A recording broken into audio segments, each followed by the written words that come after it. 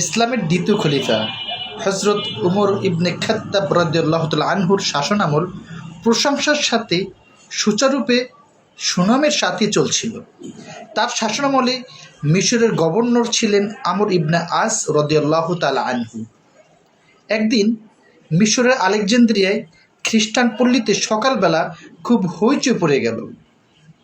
তাদের প্রধান যে মূর্তি যীশু খ্রিস্টের নাক কে বা কারা যেন ভেঙে দিয়েছে। তাদের সন্দেহের তীর মুসলমানদের দিকে। তারা আমর ইবনে আসের বাসভবনে আসলেন। এসে তারা নালিশ করলেন যে আমাদের প্রধান যে মূর্তি রয়েছে, প্রতিমা রয়েছে, তার নাক কে বা কারা যেন ভেঙে দিয়েছে। আমরা আশঙ্কা করছি এটা মুসলমানদের মধ্য থেকেই কেউ করেছে। তখন সেই গভর্নর সেনাপতি খুব দুঃখ প্রকাশ করলেন যে এই আপনাদের যে মূর্তির নাক ভেঙে ফেলেছে এটার জন্য আমি দুঃখ প্রকাশ করছি।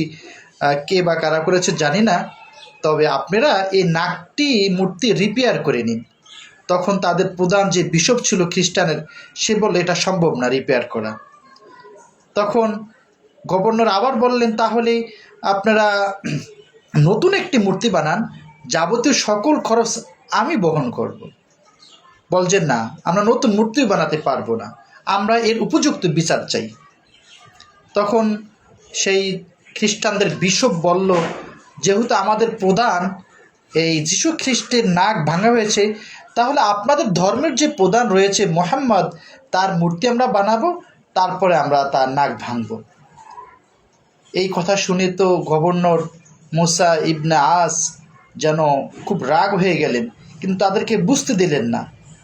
তার চোখগুলো লাল হয়ে গেল, রক্তবর্ণ হয়ে গেল, বললে এটা সম্ভব না, কারণ উনি আমাদের কলিজার টুকরা, নয়নের মণি, এটা সম্ভব না। আপনারা অন্য কিছু চান, আপনারা অন্য যে কারো নাক যদি নিতে চান আমরা দিব, কিন্তু তারপরেও এটা কিন্তু সম্ভব না। বলছে ঠিক আছে, তাহলে আগামীকাল একটা বিচার, একটা সমাবেশ ডাকক, সেখানে আমরা চাইব। পরের দিন মানুষজন জড়ো হলো, বিচার বসলো। সেখানে সিদ্ধান্ত হলো যে আমি যেহেতু রাষ্ট্রের গভর্নর, এই মিশরের গভর্নর, আমি আপনাদের মূর্তির নিরাপত্তা দিতে ব্যর্থ হয়েছি। আমার এই নিরাপত্তা একটু গ্যাপ পড়েছে, এজন্য আমার নাক কর্তন করা হোক। মুসা ইবনে আস রাদিয়াল্লাহু তাআলা আনহু ছুরি বের করে দিলেন যে নাক কাটো। সেই মুহূর্তে এক সৈনিক বের হয়ে আসলো যে থামুন, সেই মূর্তিটির নাক আমি ভেঙেছি, প্রধান গভর্নরের নাক আপনারা কাটবেন না। তবে আমি ইচ্ছাকৃত করিনি, আমি সেখানে একটা মূর্তির উপর একটা পাখি বসছিল, আমি সেই পাখিটাকে তীর মারতে গিয়েছি, সেই তীরটি পাখিতে না পড়ে নাকে পড়ে মূর্তির নাক ভেঙে গিয়েছে, সেই হিসেবে আমার নাক কর্তন করা হোক। তখন এই দৃশ্যগুলো দেখে সেই বিশপ তার বা নেতৃস্থানে যারা রয়েছে তারা বলল যে ধন্য সেনাপতি, ধন্য গভর্নর, ধন্য তার সৈনিক, আর সবচেয়ে ধন্য হলো ওই নবী যার আদর্শে আপনারা লালিত পালিত হয়েছেন, যার আদর্শ আপনারা লালন পালন করেছেন। আমাদের প্রধান মূর্তি যীশু খ্রিস্টের নাক কর্তন করা হয়েছে, এটা খুব খারাপ ছিল, এটা খুবই খারাপ, কিন্তু এখন যদি কোনো জীবিত কারো নাক কেটে, এটা হবে আরও খারাপ। এই ঘটনাটি এজন্য বললাম যে যারা দায়িত্বশীল রয়েছে বা যারা নেতৃস্থানীয় লোক রয়েছে, তারা পূজা মণ্ডপে যেতে পারে পরিদর্শনের উদ্দেশ্যে, কিন্তু সাধারণ মানুষ পূজাতে যাওয়া কোনোভাবেই উচিত না। এটা ইমানের পরিপন্থী একটা কাজ। দীর্ঘ 20 বছরের মতো জামাত এবং বিএনপির নেতৃস্থানীয় লোকগুলি পূজা মণ্ডপে কি যেতে পেরেছে বলুন? যেতে পারেনি, তাদেরকে যেতে দেওয়া হয়নি। বরং হিন্দু সহ যারা সংখ্যালঘু রয়েছে তাদেরকে বোঝানো হয়েছে জামাত হচ্ছে একটা কট্টর ধর্মপন্থী দল, তারা যদি ক্ষমতায় আসে, তারা যদি নেতৃত্বে আসে, তাহলে আপনারা আপনাদের ধর্ম পালন করতে পারবেন না, আপনাদের হস্তক্ষেপ করবে, আপনাদের অধিকারগুলো ক্ষুণ্ণ করবে। এবং প্রায় সবে এই আওয়ামী সরকার যে রাজনৈতিক বা সংখ্যালঘু যেই ট্রাম্প কার্ড হিসাবে এই সংখ্যালঘু বা হিন্দুদের মূর্তিগুলো ভাঙা হতো, মূর্তিগুলিকে আগুন লাগিয়ে দিত, প্রতিমা ভাঙচুর করত, করে নাম দিয়ে দিত এগুলি জামাত বিএনপির লোকগুলি করেছে। তখন এগুলো মানে প্রতি উত্তরে বা ফিডব্যাক দেওয়ার মতো কোনো সুযোগ জামাত বিএনপির ছিল না।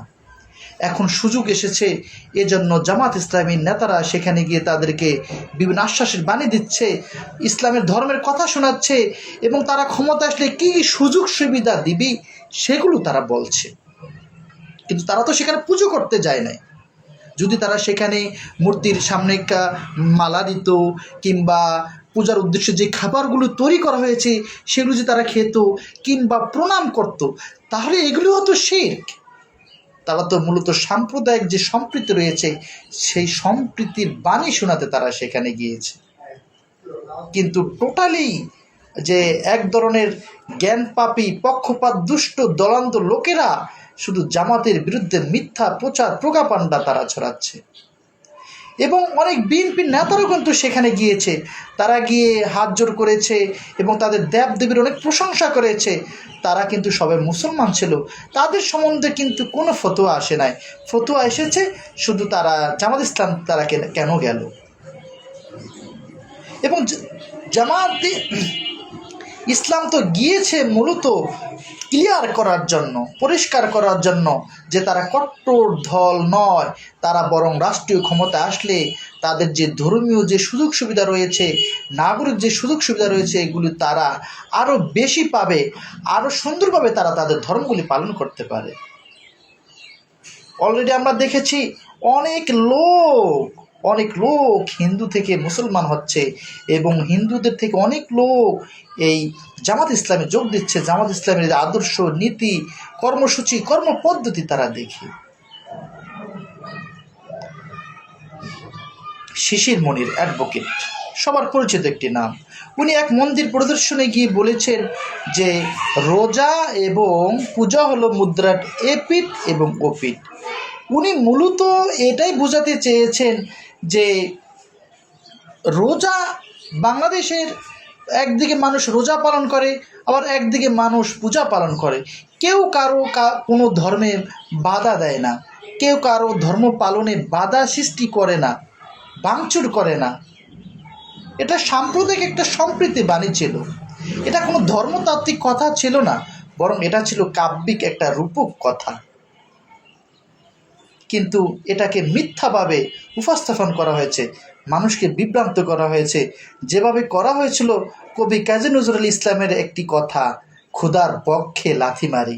এই কথা বলার পর মুসলিম তাওহীদি জনতা জেগে উঠল এবং অনেক আলেম ওলামা তাকে কাফের ঘোষণা করল।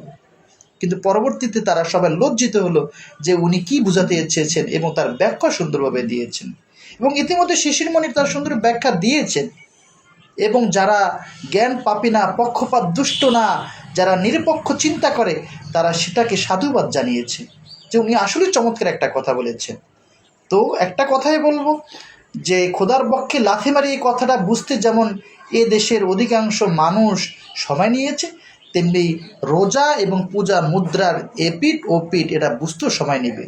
কিন্তু উনি যদি বলতেন রোজা এবং পূজা একই ফজিলত, একই গুরুত্ব, তাহলে শিশির মনের ঈমান থাকতো না, ওনাকে নতুন করে আবার তওবা করে মুসলমান হওয়া লাগতো।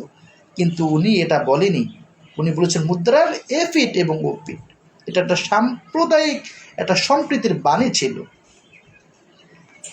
এখন আমরা দেখলাম জামাত ইসলামের সাথে জামাত ইসলামের অনেক ভাই এবং অনেক ইসলামিক দলের লোকেরা এবং তো বাম ডান মিলে পুরো জামাতের বিরুদ্ধে তারা অলরেডি উঠে পড়ে লেগেছে। তাদের উদ্দেশ্যে একটা কথা স্মরণ করে দিতে চাই, মুসলিম ব্রাদারহুড মিশরের যখন দীর্ঘ অত্যাচার, নির্যাতন, জুলুম এবং ফাঁসির কাজটা অনেক নেতা গিয়েছে, তারপর যখন ক্ষমতা এসেছে, ক্ষমতা আসার সাথে সাথেই সেই মিশরের একটা ইসলামিক দল আল নূর পার্টি সাথে সাথে তাদের কাছে আবেদন করলেন যে দ্রুত সরিয়ে আইন চাই, আপনারা সরিয়ে আইন করতে কেন পারছেন না। এবং সেই আল নূরের পার্টির সাথে কিন্তু মুসলিম ব্রাদারহুডের অনেক সমর্থকও গলা মিলিয়েছে। কিন্তু এত চাপ সৃষ্টি করেছে এবং কয়েকদিন পর এই মুসলিম ব্রাদারহুডকে ক্ষমতাচ্যুত করে ফেলে। ক্ষমতাচ্যুত করার পরে যে ফেরাউন যে উত্তর সে সিসি ক্ষমতায় আসে। আসার পরে সে আল নূর পার্টি কিন্তু সেই সিসির কাছে নতুন করে কিন্তু শরিয়া আইন চায় নাই, বরং সেই আল নূর পার্টি সিসি সরকারের সাথে মিলেমিশে একাকার হয়ে গিয়েছে। তাদের কোনো ক্ষয়ক্ষতি হয় নাই, দলের কোনো নেতাকর্মীর জীবন দিতে হয় নাই, ঘর বাড়ি ভাঙচুর হয় নাই, দেশান্তর হতে হয় নাই। যা ক্ষতি হয়েছে সে মুসলিম ব্রাদারহুড নেতারই, তার আবার নতুন অত্যাচার জুলুম নির্যাতনের শিকার হয়েছে।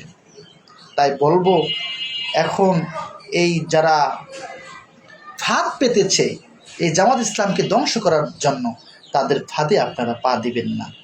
বিবেক দিয়ে, আকল দিয়ে চিন্তা করুন, বৈশ্বিক রাজনীতি স্টাডি করুন, তাহলে বুঝতে পারবেন আপনার অবস্থানটা কি, আপনার কি করণীয়। এদেশের অধিকাংশ প্রায় 90% মুসলমানের মধ্যে প্রায় 70-75% মুসলমানই কোরআন হাদিস রাসূলের সিরাত অর্জনে তারা বেখবর, গাফেল, উদাসীন, তারা করে না। তারা যতটুকু চলে তা ধারণা প্রসূত জ্ঞান নিয়ে, আবেগ দিয়ে তারা চলে। এজন্য বলবো, আপনারা কোরআন হাদিস ইসলাম সিরাত অধ্যয়ন করুন, তারপরে কোনো কিছু নিয়ে আপনারা প্রশ্ন করুন। অনেকে দেখছি জামাত ইসলাম নেতাদের ঈমান নিয়ে প্রশ্ন করছে। দুঃখ বিষয়, যে ঈমান আপনাকে আপনার মসজিদের বারান্দা পর্যন্ত নিতে পারে না, ফজর নামাজে আপনাকে মসজিদে নিতে পারে না, আর যাদের ঈমান তাদেরকে ফাঁসির কাজটা নিয়ে গিয়েছে, তারপরও বাতিলের সাথে আঘাত করেনি, তাদের ঈমান নিয়ে প্রশ্ন করছেন। এটা আপনার জন্য আফসোস, দুঃখজনক।